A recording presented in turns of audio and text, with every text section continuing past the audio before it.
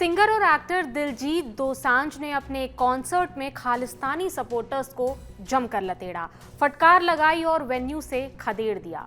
दिलजीत इस समय aura tour पर हैं। 30 अप्रैल को कनाडा के कैलगरी में उनका कॉन्सर्ट था।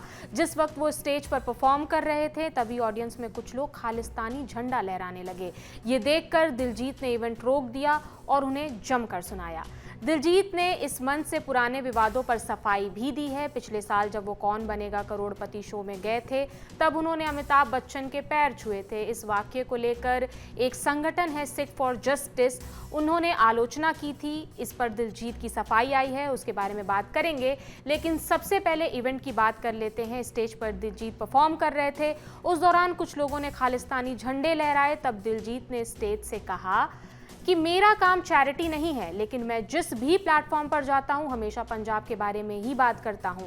हम अक्सर शिकायत करते हैं कि नेशनल मीडिया पंजाब के मुद्दों पर ज़्यादा चर्चा नहीं करता, इसलिए पंजाब की खातिर मैं हर जगह गया, यहां तक कि केबीसी मंच पर भी पहुंचा। मैंने वहां पंजाब की समस्याओं को सबके सामने रखा। जब भी ज़रूरत पड़ी मैंने अपने राज्य के लिए दिल खोल कर डोनेट भी किया। यहाँ दिलजीत कौन बनेगा करोड़पति शो की बात कर रहे हैं। 2025 में जब पंजाब में बाढ़ आई थी तब उन्होंने केबीसी के मंच से बाढ़ पीड़ितों की मदद के लिए डोनेशन की अपील की थी। उन्होंने खुद भी इसमें बहुत बड़ा योगदान दिया था।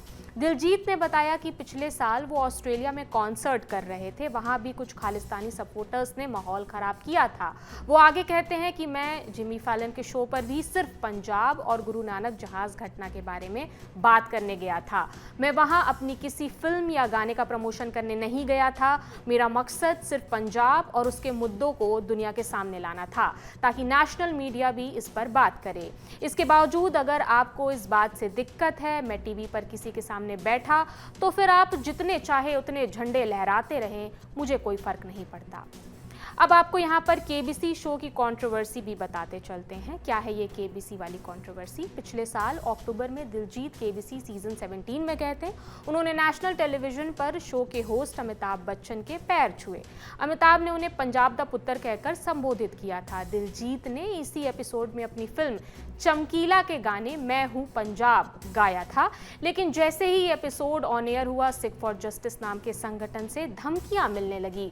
ये संगठन पंजाब को भारत से अलग करके अलग देश खालिस्तान बनाने की मांग करता है। भारत सरकार ने 2019 में इस पर बैन लगा रखा है। सरकार का मानना है कि ये संगठन देश की अखंडता और सुरक्षा के लिए खतरा है और अलगाववाद को बढ़ावा देता है। केबीसी शो में दिलजीत का अमिताभ बच्चन के पैर छूना सिख फॉर जस्टिस को नागवार गुजरा। इसकी वजह ये संगठन अमिताभ बच्चन को 1984 में सिख विरोधी दंगे में हिंसा भड़काने का आरोपी मानता है। अमिताभ बच्चन ने हमेशा इन आरोपों को पूरी तरह गलत बताया है, लेकिन कुछ गुटों का दावा है कि पूर्व पीएम इंदिरा गांधी की हत्या के बाद बच्चन ने कथित तौर पर कुछ भड़काऊ बातें कही थी जिससे दंगा भड़का था। यही वजह है कि ये समूह अमिताभ बच्चन को सम्मान दिए जाने से नाराज था। दिलजीत ने जब ये सम्मान दिया। इंदिरा गांधी की हत्या उनके सिख बॉडीगार्ड्स ने की थी और ये सब ऑपरेशन ब्लू स्टार के बाद हुआ था। दिलजीत के केबीसी एपिसोड के बाद सिख फॉर जस्टिस ने उनके खिलाफ एक स्टेटमेंट भी जारी किया था। इसमें लिखा था कि बच्चन जिनके शब्दों ने नरसंहार भड़काया था उनके पैर छूकर दिलजीत दोसांझ ने 1984 के सिख दंगों के हर पीड़ित विधवा और अनाथ का अपमान किया है। अमिताभ बच्चन पर जो ये आरोप हैं उसे लेकर बरसों तक उन्हें हार्डलाइनर्स सिख समूह के विरोध का सामना करना पड़ा। इनफैक्ट साल 2015 में जब पंजाब सरकार ने अमिताभ बच्चन को श्री आनंदपुर साहिब में खालसा हेरिटेज कॉम्प्लेक्स के उद्घाटन के लिए आधिकारिक निमंत्रण भेजा था, बात तब बढ़ गई थी जब उस समय सिखों की सर्वोच्च संस्था अकाल तख्त ने अमिताभ बच्चन से कहा था कि वे इस कार्यक्रम में शामिल ना हो। इसके बाद अमिताभ बच्चन ने इस पूरे विवाद पर अपनी सफाई दी। उन्होंने कहा था कि 1984 के दुखद दंगों को लेकर सिख समुदाय के कुछ लोग मुझ पर जो आरोप लगा रहे हैं वो बेतुके हैं, वो झूठे हैं।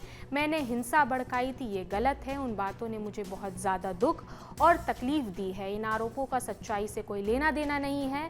मैं इस मौके पर अपने खिलाफ लगाए गए इन सभी आरोपों को सिरे से खारिज करता हूँ। ये पूरी तरह से बेबुनियाद और झूठे हैं। नेहरू गांधी परिवार और मेरे परिवार के रिश्ते बहुत पुराने हैं। हम इलाहाबाद के वक्त से एक दूसरे के सुख दुख के साथ ही रहे हैं, लेकिन ये कहना कि मैं उस भीड़ का हिस्सा था जिसने सिख विरोधी नारे लगाए, ये एक सफ़ेद झूठ है। अपनी बात साबित करने के लिए उन्होंने अपने नाना नानी की फोटो भी दिखाई, जो दोनों ही सिख थे। उनका कहना था कि जिस इंसान की अपनी जड़ें सिख परिवार से हों, वो ऐसी हरकत कभी नहीं कर सकता। अब आते हैं हाल ही में दिलजीत दोसांझ जिमी फैलन के फेमस द टुनाइट शो गए थे। ये अमेरिकन टॉक शो है। उन्होंने यहाँ बताया था कि साल 2024 में कनाडा के वैंकूवर में BC पैलेस में उनका शो हुआ था। इसमें 55,000 लोग आए थे, जो भारत के बाहर अब तक का सबसे बड़ा पंजाबी म्यूजिक कॉन्सर्ट था। दिलजीत ने कहा कि 1914 में हमारे लोगों को कनाडा आने पर अंदर तक नहीं घुसने दिया गया था। उस जगह से, जिस जगह पर ऐसा हुआ था, उस जगह से 2 किलोमीटर दूर वैंकूवर का वो स्टेडियम है जहां दिलजीत के कॉन्सर्ट में 55,000 लोग एक स्टेडियम में जमा हुए हैं। दिलजीत ने कहा कि हमारे लिए बहुत बड़ी बात है और अद्भुत एहसास है। अब आपको 1914 की भी घटना याद दिलाते हैं, जिस घटना का जिक्र दिलजीत दोसांझ ने किया। 1914 में कोमागाटा मारू नाम का जापानीज शिप जो है, वो गुरु नानक जहाज भी उसे कहा जाता है, ये हांगकांग से कनाडा के तट पर पहुंचा था।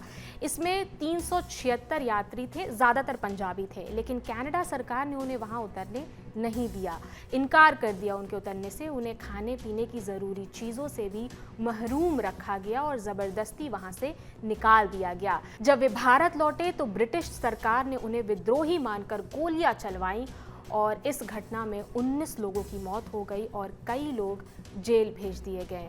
इस घटना के करीब 100 साल बाद 2016 में कनाडा के तत्कालीन PM जस्टिन ट्रूडो ने माफ़ी मांगी थी। उस जहाज़ पर शहीद अधिकारी जसवंत सिंह खालरा के दादाजी भी सवार थे। दिलजीत अपनी फिल्म पंजाब 95 में जसवंत सिंह खालरा का किरदार निभा रहे हैं। हालांकि सेंसर बोर्ड के 127 कट लगाए जाने की मांग के कारण ये फिल्म अभी तक रिलीज नहीं हो पाई है। ये फिल्म रिलीज नहीं हो पा रही है। सेंसर बोर्ड का मानना है कि फिल्म के कुछ हिस्से विवादित हो सकते हैं, इसी वजह से फिल्म को रोका गया है। तो ये थी पूरी जानकारी। इस जानकारी पर आप अपनी राय हमें कमेंट सेक्शन में बता सकते हैं। मेरा नाम प्रगति है। देश और दुनिया की तमाम खबरों से जुड़े रहने के लिए देखते रहिए दी लल्लन टॉप। शुक्रिया।